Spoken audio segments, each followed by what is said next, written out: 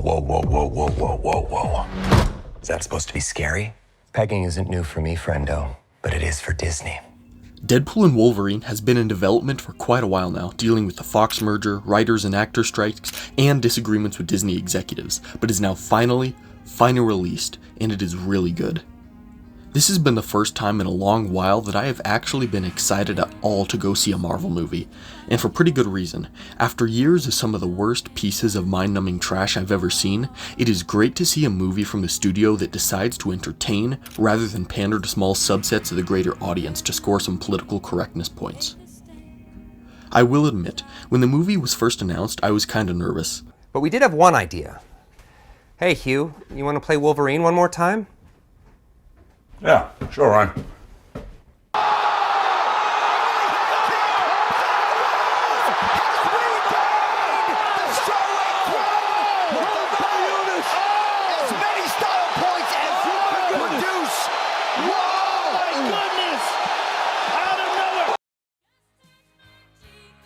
I had absolutely zero faith that Disney could pull off a version of Deadpool that wouldn't be watered down to fit a more family-friendly image that Disney had pushed for such a long time.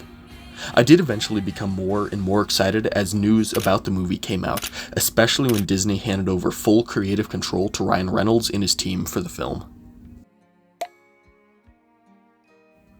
The movie is pretty great, and like I said before, focuses primarily on entertainment and fan service, which has been lacking in most Marvel films post-Endgame.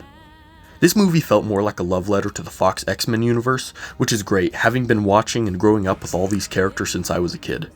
Being able to see a lot of the old X-Men villains again, as well as many of the superheroes from the late 90s to early 2000s like Elektra and Blade, was really great, and unlike most cameos, didn't feel overly intrusive or obnoxious, instead paying respect to the original characters while still providing the fan service that this film is so great at doing.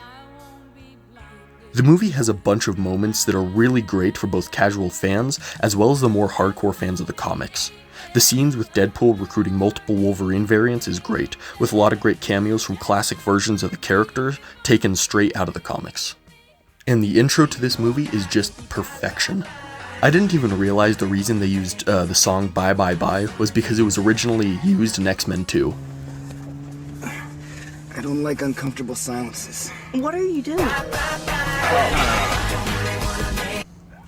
Also, the soundtrack in this movie is perfect, and adds an early 2000s nostalgic vibe that the film is going for.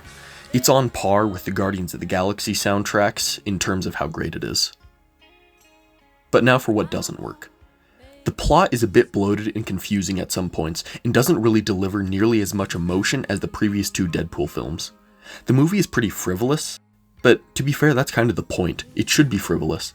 I'm tired of seeing Marvel movie after Marvel movie that tries to inflate its own self-importance without having any substance. It's nice to see a movie again that doesn't take itself too seriously and is still just there to enjoy and have fun with. Another issue I had with the film was the villain. Cassandra Nova, Xavier's twin sister, was decently intimidating and had some pretty good scenes, but we never really got to see her backstory. It was just explained through exposition, which kind of dulled her character and her motivations for me. The last issue I had with the movie was its inability to really impact the MCU all that much. Maybe I was just going into the movie with too high of expectations, but I was expecting more of an impact on the cinematic universe as a whole.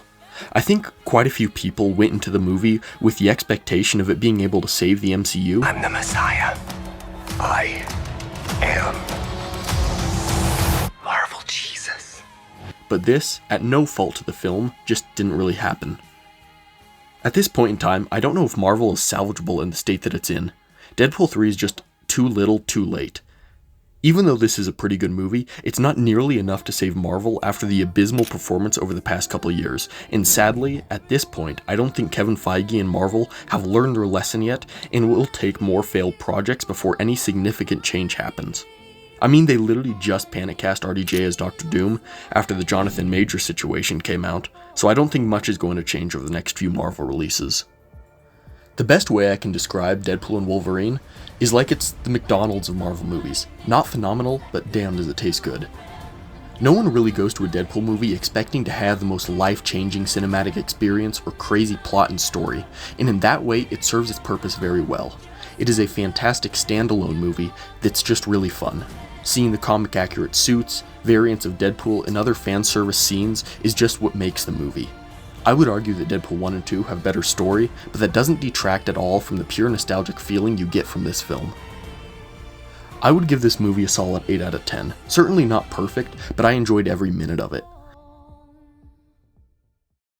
As someone who grew up with the X-Men movies and cartoons, this movie just felt like one awesome nostalgia trip, and I think the post-credit scene montage perfectly sums up the movie, as a love letter to the fans, and as a way to pay reverence for the X-Men universe.